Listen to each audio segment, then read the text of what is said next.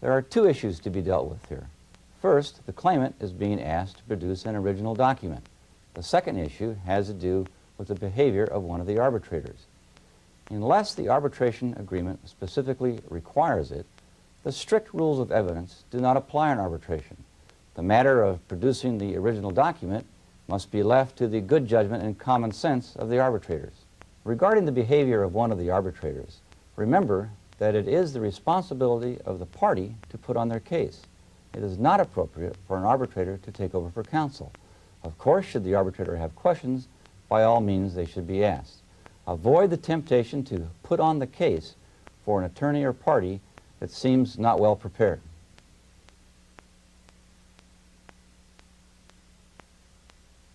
Ms. Jones, do you have a real objection to the copies being used? I mean, do you really believe that it might be different from the original? Because if you do, tell us. But otherwise, we'll just proceed because we've agreed, all of us, that the document, the copy, ought to come in.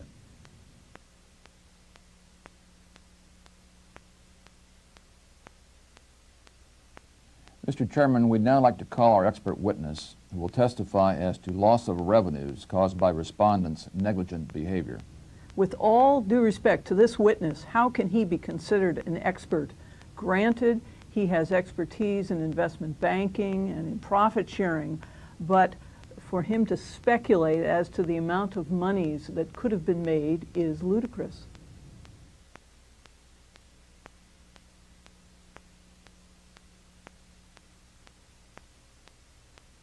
Question one is, does the expert have the experience and the credentials to qualify him to testify about the subject he's called to testify on? Usually the parties will stipulate to experience and credentials, and there really isn't any question that this expert here qualifies as to experience and credentials. But question two is, what has the expert done with respect to the specific issue in the case? Has he done enough homework to testify about it? For example, in a concrete bonding case, there was an expert who knew everything in the world about concrete bonding. Trouble is, he hadn't tested the specific bonding compound that was an issue.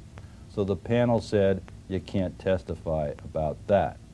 Now, arbitration is informal, and the formal rules of evidence don't apply. So it's probably best just to hear the expert testify and then let the other party expose on cross-examination whatever weaknesses there are in the expert's opinion and the basis for it.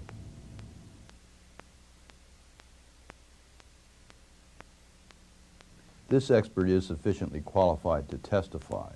Now, if you have an objection to a specific question as we go along, for example, because it calls for speculation or for whatever other reason, why, you can make it then and we'll rule on it then. And also you can explore on cross-examination, preparation, and whatever else you want.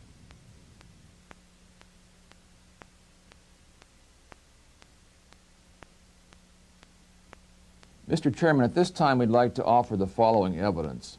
This large computer printout showing the time log of partners Cooper and Graves, and this smaller printout showing the time of Mr. Faberman. This is crazy. What does this prove? Are we supposed to wade through all of this?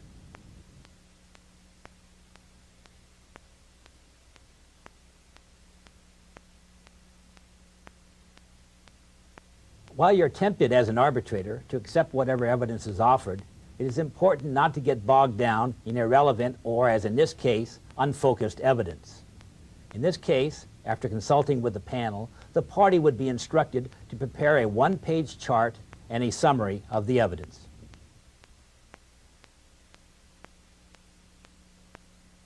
We'll accept the evidence for what it's worth, but please do put a summary of it in as well. Otherwise, it might not be too helpful because we just might not be able to figure out what it's meant to prove.